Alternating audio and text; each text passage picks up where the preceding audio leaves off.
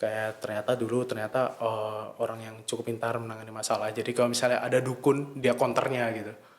Ketika lu mulai sering ke sana, rumahnya akan serasa senyap, gelap gitu.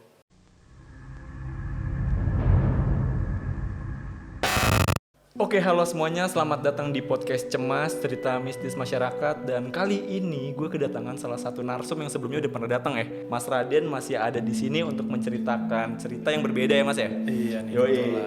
Gimana Mas ceritanya Mas? Ini cerita temen lu ya? Iya, teman gue nih.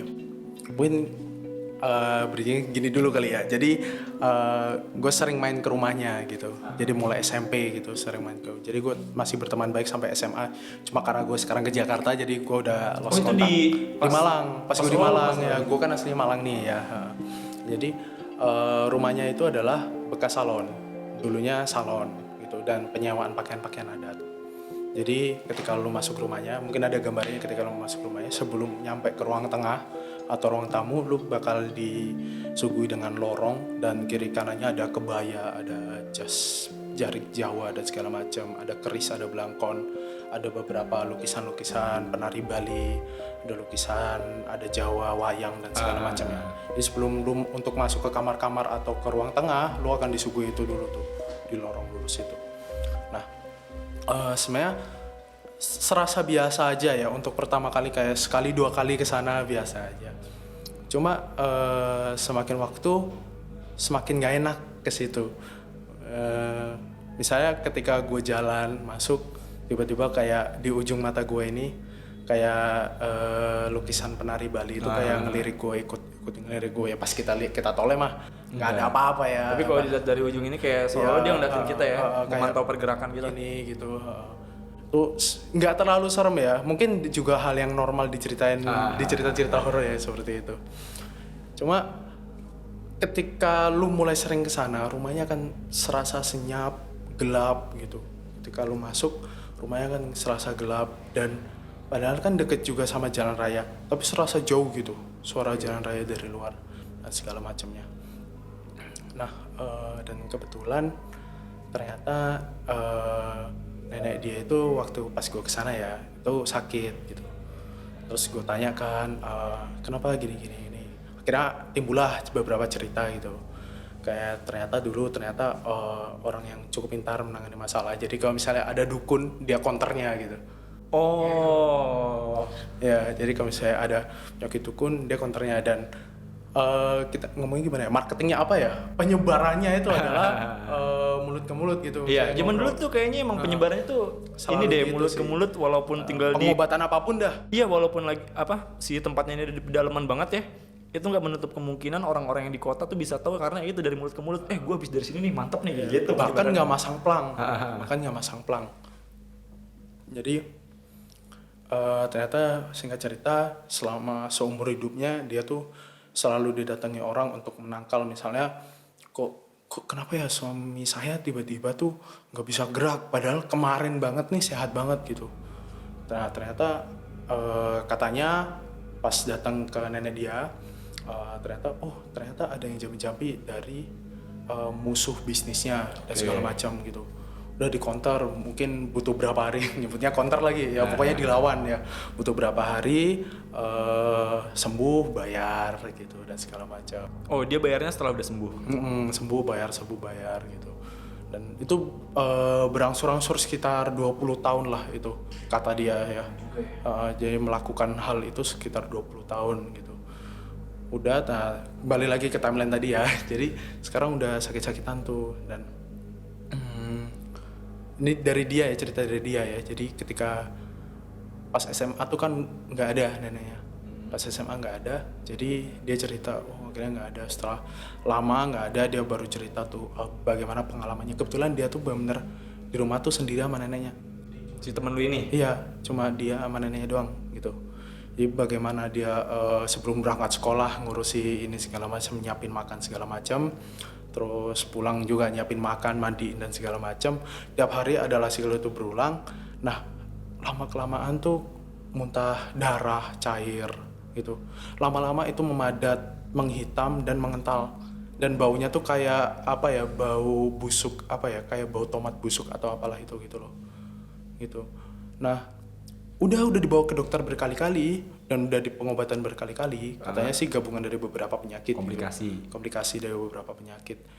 Ya udah, tapi ya sampai sebelum meninggal akhirnya seperti itu. Jadi akhirnya sama dia tuh sebelum dia berangkat sekolah tiap hari akan disiapin bak di sebelah kasurnya. Apa? Disiapin bak untuk muntahnya itu. Karena udah pasti gitu.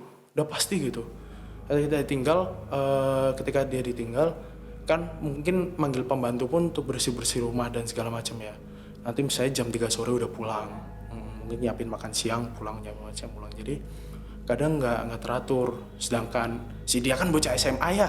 Jadi kayak pulangnya juga kadang jam 5, kadang jam 6 gitu. Nah, katanya beberapa hari sebelum meninggal itu di atas rumahnya tuh sering dengar ini loh, apa namanya? Kayak kibaran kain, kayak bergeber gitu.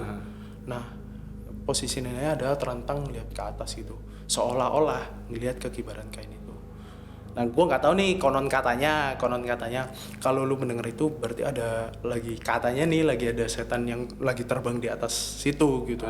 Gitu katanya. Tapi gue mau nanya nih, si neneknya ini kan sakit-sakitan, muntah dan lain sebagainya, tapi sadar, bisa jalan, bisa ngomong bahkan. Jadi kadang ada satu waktu dia diminta untuk bacain ayat kursi, dibacain. Neneknya yang minta. Oh, neneknya yang request? Iya, neneknya yang minta. Tapi lu tau nggak alasannya kenapa si nenek ini request minta dibacain ayat kursi? Nggak tahu. Oh, temen lu nggak ceritain? Nggak tahu nih, gue juga nggak tahu ceritanya gimana. Tapi ada satu waktu misalnya malam-malam habis isya gitu, dipanggil gitu. Le, kalau Jawa kan manggil anak le, tolong bacain ayat kursi gitu. Sering, tapi temen lu cerita nggak dia sering nggak minta bacain ayat kursi ini? Kalau keseringannya nggak tahu ya, tapi dia pernah cerita gitu. Terkadang kata dia terkadang diminta bacain ayat kursi, set, gue bacain. Nanti kalau udah ini dari tubuh neneknya yang awalnya enggap, mulai tenang gitu. Oke. Dan ini kalau misalnya gue salah tolong dikoreksi ya teman-teman yang mungkin ngerti. Iya, tapi dari beberapa informasi yang pernah gue dengar, entah gue ngobrol sama orang atau gue nyari di Google ya, emang hampir rata-rata orang yang masa mudanya, orang yang dulunya berilmu itu pas mau meninggal tuh ada aja. Menurut beberapa informasi yang gue dapat tuh kayak gitu, ada aja gitu. Kayak ini gue nggak tahu bener apa enggak ya. Pokoknya kalau misalnya omongan gue yang salah tolong dikoreksi. Biasanya tuh kalau misalnya orang-orang yang berilmu sebelum meninggalnya kayak susah dipersulit gitu, walaupun ya nggak tahu ya bener apa enggak, tapi hampir rata-rata orang yang cerita ke gue itu kayak begitu. Kalau si temennya nenek dari temen lu ini emang dia nyari atau gimana? Kalau gue kurang ngerti cerita pastinya ya, cuma katanya dulu dapat ilmunya dari Arab gitu. Dari Arab? Iya, jadi ketika waktu itu dia neneknya itu adalah jadi TKI di sana. Kontraknya habis tapi nggak bisa pulang. Di tahun 90-an kan ke Arab masih naik kapal laut ya. Masih naik kapal laut dan kayaknya dia nggak bisa pulang, nggak tahu karena apa. Jadi dia ngikut orang di situ terus berilmu dan segala macam. Yang gue lihat, jadi di rumahnya tuh masih ada serakan bekas-bekas ilmu neneknya.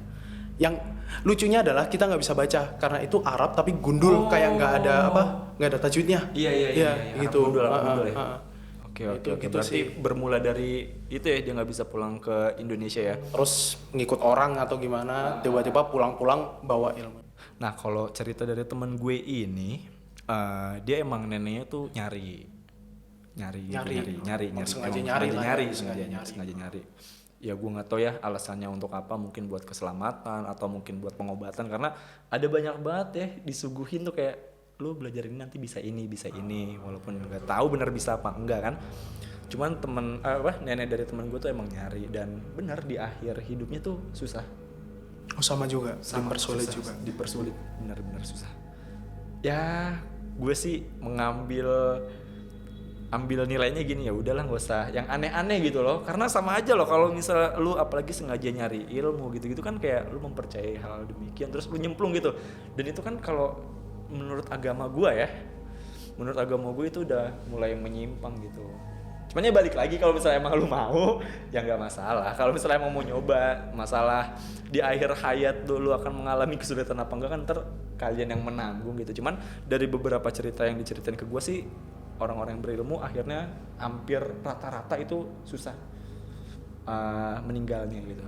Bener gak sih? Iya, Lu pernah gak sih dengar cerita kayak gitu? banyak sih Iya sebenarnya. Selain temen gue sendiri, cuma yang gue lihat dengan mata gue sendiri dari kayak pas nenek dia masih hidup dan bagaimana posisi hidupnya sampai nggak ada, bahkan sampai nggak ada ini ya, kondisi rumahnya itu masih kerasa gelap dan segala macam, masih senyap dan gelap apa ya, kayak nggak enak untuk masuk ke rumah itu, nggak enak.